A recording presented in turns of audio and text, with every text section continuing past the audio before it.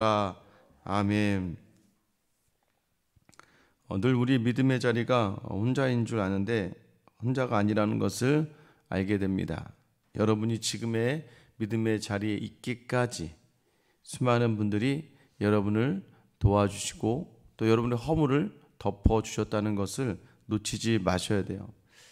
자기 혼자 신앙생활하는 거 아닙니다. 교회는 혼자 신앙생활하는 곳이 절대 아니죠. 지금까지 오면서 얼마나 많은 분들이 나를 참아주었는가, 나를 이해해 주었는가 하다 보면 여러분이 교회 생활 하다 보면 사람 때문에 사실은 다른 것들은 그리 어렵지 않습니다. 일을 열심히 하고 섬기고 이런 것들은 내가 좋아서 하는 거니까 언제 무너지냐면 사람들이 나를 건드리고 또 나와의 갈등 속에서 무너지게 되어 있어요. 그런데 중요한 건 뭐예요? 그때 어떻게 버틸 수 있습니까? 나를 위해서 수고하시고 나를 좀 돕는 사람들을 생각하면 돼요. 쉽게 생각하면 교회에서도요, 나와 어려움 있는 사람은 많지는 않습니다. 몇 명 되지 않아요. 그죠? 그러면 나에게 환대해주고 나를 챙겨주고 나를 사랑해주는 사람, 많은 그 사람들 생각하며 이 신앙생활을 하면 되는 거예요. 왜냐하면 우리의 삶의 모든 자리가 나도 때로는 나의 연약함을 했던 그 사람과 같이 똑같은 말과 행동을 할 때가 있다는 겁니다. 오늘 노아의 모습을 보면 딱 느껴지지 않습니까? 노아는 은혜를 입었고 의인이었는데도 불구하고 오늘 노아의 실수가 어쩌면 그 자녀들의 삶을 완전히 바꿔놓고 말아요. 오늘 이제 방주에서 나온 노아와 노아의 세 아들로 인해서 새로운 인류가 시작이 됩니다. 그런데 여전히 하나님이 말씀하신 대로예요. 하나님이 뭐라고 말씀하셨어요? 인간이 악해서 악하다. 그런데 다시는 이제 홍수 같은 것들로 세상에 종말을 경험할 심판을 내리지는 않겠다. 왜냐? 인간은 악하니까. 그것을 어떻게 볼 수 있습니까? 20절에 보면 노아가 농사를 시작하여 포도나무를 심었더니 포도를 마시고 취하여 그 장막 안에서 벌거 벗은지라. 여러분, 성경에서 취하다, 술에 취하여라는 표현이 그렇게 긍정적인 표현은 아니죠. 또 농사를 졌는데 제일 먼저 다른 농사를 지어야지 술 만들 농사부터 지었다는 것 같아요. 그리고 오늘 본문의 이 표현은 취하여 벌거벗었다라는 표현은 이게 한 번 일어나는 일을 얘기하는 게 아니에요. 계속해서 노아가 아마 여러분, 그래서 우리가 좀 조심해야 될 게 큰 일을 치르고 나서 뭔가 큰 고비를 넘기고 나서 그 다음에 우리가 또 모르게 이 믿음의 자리가 퍼져버립니다. 어떤 중요한 행사를 하고 났잖아요. 그걸 위해서 막 기도합니다. 기도를 다 하고 그 행사를 정말 은혜롭게 탁 치러내요. 하나님이 도와주시고 은혜를 막 감동을 주셨어요. 근데 그 다음이 중요해요. 우리가 금 채워진 줄 알고 있다가 넘어지게 될 때가 참 많아요. 노아도 그 홍수를 다 경험해내고 이겨내고 세상에 나왔다가 이제 홀로 남았잖아요. 자녀들과 함께지만 그 안에서 아마 여러 가지 상황이 있겠죠. 여러 가지 여러분 트라우마라는 게 좀 있을 수도 있고, 어쨌든 노아가요 술을 먹고 술을 취해서 부끄러움 속에서 있게 되었다. 이 벌거벗었다는 게 수치를 이야기하잖아요. 어쨌든 노아는 의인이라고 했는데 왜 그럴까요? 모두가 죄인이라는 성경의 말씀이 맞다는 거예요. 이 노아의 모습, 결국 여러분, 죄인인 우리의 삶은 의인이라 하시는 은혜가 있기 때문에 우리가 모든 삶을 감사를 담아서 이 부끄러움 속에서도 담대하게 나아가는 것이지, 우리가 특별해서라는 것을 여러분 생각하시면 안 됩니다. 믿음의 자리요, 여러분, 노아도 결국은 이런 죄를 범하게 됩니다. 그 죄의 시작이 결국엔 자녀들을 갈라놓게 되는 거죠. 갈라놓는데 오늘 누가 등장하냐면 가나안의 아버지 함이다라고 이야기해요. 아마 그 당시에 이제 얼마 있어서 셈과 함과 야벳인데 함이 가나안이라는 아들을 낳은 것 같아요. 그때 함이 아버지를 보았다라고 이야기해요. 22절에 보면 가나안의 아버지 함이 그의 아버지 하체를 보고 밖으로 나가서 그의 두 형제에게 알림해. 사실 이게 저주받을 일인가? 아버지 하체를 보았습니다. 여러 가지 표현이 있어요. 하체를 보았다는 표현이 아버지를 조롱했다, 멸시했다, 심지어는 뭐 근친상간, 뭐 관계를 맺었다, 여러 가지 뭐 좋지 않은 뭐 표현들이 있지만, 쉽게 얘기하면 노아는 술을 취해서 떡이 돼서 부끄러움 속에 벌거벗고 있었고, 그 벌거벗은 그 수치를 그 아들이 보고 어떻게 했다는 거예요? 그것을 다른 형제들에게 가서 고자질을 한 겁니다. 그러니까 아버지의 수치를 그 아들이 그대로 다른 형제들에게 이야기해요. 그래서 이 함이 죄를 범했다는 표현을 우리가 뭐 어떻게 그걸 굳이 찾아내기가 좀 어렵습니다. 다만 아버지를 좀 멸시하고 무시하고 아버지의 그런 허물을 덮지 않고 오히려 다른 사람들에게 나아가서 그 수치를 이야기한 것. 여러분 조심하셔야 돼요. 믿음의 생활할 때 우리가 조심해야 될 게 이거예요. 다른 사람의 허물과 수치를 쉽게 이야기하는 것. 여러분 이 자리가 어떤 자리입니까? 나는 괜찮다라고 하는 생각하는 자리에서 시작되잖아요. 그러니까 모든 죄의 기본이 내로남불, 내가 하면 로맨스고 다른 사람은 불륜이에요. 똑같아요. 믿음의 자리도 그렇게 생각하는 경우가 참 많아요. 함이요 그 마음을 가지고 형제에게 전합니다.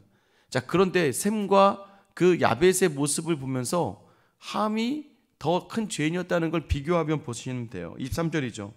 셈과 야벳이 옷을 가져다가 자기들의 어깨에 메고 뒷걸음쳐 들어가 그들의 아버지 하체를 덮었으며 그들이 얼굴을 돌이키고 그들의 아버지 하체를 보지 아니하였더라. 어떤 하나의 어떤 이야기 흐름이지만 이 셈과 야벳, 함을 비교하면서 함은 아버지 하체를 보고 그 수치를 전하는 사람이었고, 셈과 야벳은 들어가서 아버지 하체를 보지도 않고 오히려 아버지가 벌거벗은 것을 덮어주었다라고 이야기하고 있는 거예요.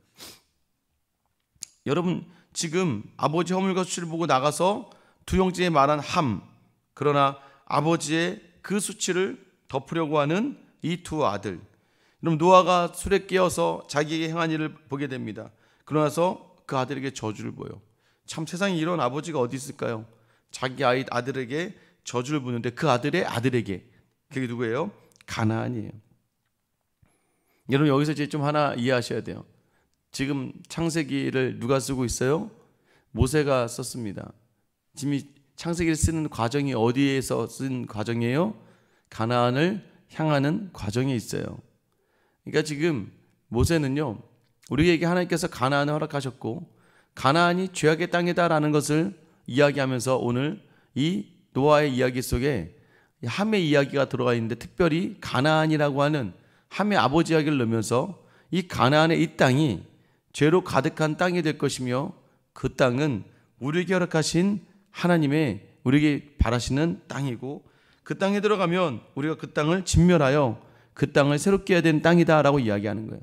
그러니까 죄의 자리, 여러분 이 모습을 잡고 우리의 지금 수천 년이 지난 지금의 사고와 판단으로 노아를 비판하거나 판단하는 게 아니라 그 당시 함의 죄된 모습, 노아의 죄된 모습, 이 모든 죄된 모습을 가지고 우리가 어떻게 살아야 되는지에 대해서 이야기하는데, 특별히 모세에게는 그 당시에 이스라엘 백성에게 가나안에 들어가야 될 정당성을 살짝 제시해주는 그런 목적도 있지만, 여러분 우리의 삶에 대해서는 어떻게 이야기하는 거예요?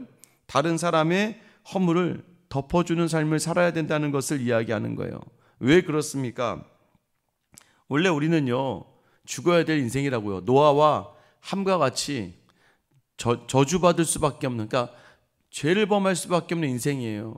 그런데 우리 주님께서 그리스도의 옷으로 우리를 덮어주셨기 때문에 우리가 살 수 있는 거예요. 여러분 그리스도로 말미암아 새롭게 덮여짐을 받고 그 허물의 모든 덮음을 받은 우리는 어떻게 살아가야 됩니까? 더 주님을 따라 살아가야 돼요. 그래서 어떻게 보면 셈과 야벳과 같이 누군가의 허물을 바라보며 덮어줄 수 있는 그 믿음의 자리를 바로 오늘 우리에게 요구하신다는 거예요. 여러분 저와 여러분들이 오늘 우리의 삶의 자리가 때로는 힘들고 어려워요.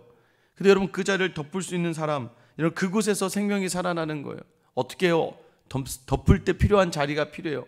덮을 때 어떤 자리로 가게 됩니까? 예수께서 이 땅에 오셔서 우리를 위해 죄를 덮어주시기 위해서 지셔야 했던 십자가를 묵상하셔야 됩니다. 여러분 우리가 다른 이들을 보면서 그런 덮어주는 삶이 필요하다는 거예요. 여러분 그런 삶이 생명을 살려내는 삶이 됩니다. 뭐 쉽게 얘기하지만 손장원 목사님, 여러분 그게 가능합니까? 자기 두 아들을 죽인 이 공산당이었던 학생을, 그 학생을 사형대에 끌려가기 전에 거기를 찾아가서 그 학생을 자기에게 달라고, 그리고 그 학생을, 자기 아들을 죽인 그 학생을 자기의 양아들 삼아서 그 아들을 키워내는 자리, 여러분 이게 가능할 거야. 예수 그리스도의 사랑이기 때문에 가능한 거예요. 덮어주는 자리에서는 생명이 일어납니다. 여러분 자기를 향해 돌을 던진 예수님의 길을 가는 것, 여러분 그 길이 바로 우리가 가야 될 길이라는 거예요. 여전히 힘들고 어렵습니다. 우리는 정말 작은 일에 분노하고 덮기보다는 드러내고 비판하려고 할 때가 참 많아요. 왜냐하면 우리 안에 죄가 가득해서 자꾸 나는 괜찮은 사람이야 라고 이야기하고 싶거든요. 저도 그렇습니다. 어떤 문제가 생겨요. 그럼 저도 모르게 제 입은요 저를 변호하고 있어요. 그래도 나는 그렇지 않은 사람이라고, 그래도 나는 이 정도는 된 사람이라고 이야기할 때가 참 많습니다. 그러다 보면 다른 사람의 하체를 드러내야 돼요. 다른 사람의 수치를 드러내야 되고, 나도 모르게 내 입은 다른 사람의 연약함을 이야기할 때가 참 많습니다. 여러분 오늘 복받는 자리 시작은 어디라고 이야기하는 겁니까? 내가 나에게 죄 지은 자를 사하여 준 것 같이 나의 죄를 사하여 주옵시고. 하나님과의 관계 회복의 시작은 무엇이에요? 덮는 삶을 사는 겁니다. 오늘 여전히 여러분 안에 덮지 못하는, 덮고 싶지도 않은 그런 죄의 자리들과 아픔의 자리들이 넘쳐날 때가 참 많아요. 그때 오늘 이 샘과 야벳이 보여준 모습, 복의 자리로 가는 건 간단한 겁니다. 덮고, 그리스도의 은혜로 덮고, 그리스도의 사랑으로 덮으며 그 사랑의 힘을 경험하기를 소망하며 오늘을 나아가는 저와 여러분의 삶에 반드시 여러분은 그 여러분이 덮는 가족의 삶은 가족을 살리게 될 것이고, 여러분이 덮는 직장과 사업의 자리는 그 자리를 살리게 될 것이며, 교회 안에서 여러분이 덮는 그 은혜의 자리는 반드시 그리스도께서 회복시켜 주시는 그 놀라운 은혜를 경험하게 될 줄 믿습니다. 오늘 사랑하는 가족으로부터 또 내게 원수와 같은 모든 사람에게까지 오늘 주님 나로 덮을 수 있는 은혜의 사람, 그 은혜가 되기 있사오니 덮고 덮어서 주님의 은혜를 경험하는 나의 삶이 되게 하여 주시옵소서. 이 믿음의 고백으로 나아가는 저 여러분 되시길 예수님의 이름으로 축원합니다. 기도하겠습니다. 사랑의 하나님, 의인이라는 것이 우리의 기준에선 대단해 보이지만 하나님의 기준에서는 모든 인간이 똑같을 수밖에 없는 것. 의인이었던, 당대 의인이었던 노아는 이제 술 취해서 자신의 수치를 모른 채 벌거벗고 누워있는 삶을 사는 인생이 되고 맙니다. 아버지 하나님, 우리가 경험할 수 있는 인생입니다. 큰 주님의 뜻을 도모할 때는 마치 이를 악물고 하나님의 정말 일꾼인 것처럼 살아가다가 삶의 모든 자리에, 홀로 있는 자리에서는 내가 내 삶의 주인이 되어 수치와 부끄러움도 모른 채 이 땅을 살아가고 있는지 돌아보며, 오늘 하나님, 우리는 어쩌면 노아와 또 함과 같이 죄 짓고 범죄와 저주 가운데 있을 수밖에 없는데, 아버지 하나님, 그 은혜의 놀라운 은혜로 하나님 그리스도를 우리에게 보내주셔서 우리를 덮어주시고 우리를 살려주신 그 은혜가 있음을 기억하며, 오늘도 여전히 나의 삶의 모든 자리 버겁고 힘들고 지치지만 내게 그 은혜가 있기에 오늘 그 은혜로 내 삶의 아픈 부분을 덮고, 내 가정의 연약함을 덮고, 내 직장과 사업의 모든 부끄러움을 덮고, 교회의 부족을 덮을 수 있는 우리 모두가 되게 하여 주시옵소서. 그래 우리가 가는 곳마다 생명이 살아나는 역사를 경험하게 하여 주시옵소서. 오늘도 우리를 위하여 자기 몸을 찢으시며 십자가의 피를 흘리시며 우리의 모든 죄를 덮어주시고 여전히 우리를 사랑하고 끝까지 사랑하시로 결단하시고 작정하시는 우리 주 예수 그리스도의 이름 받들어 기도드립니다. 아멘.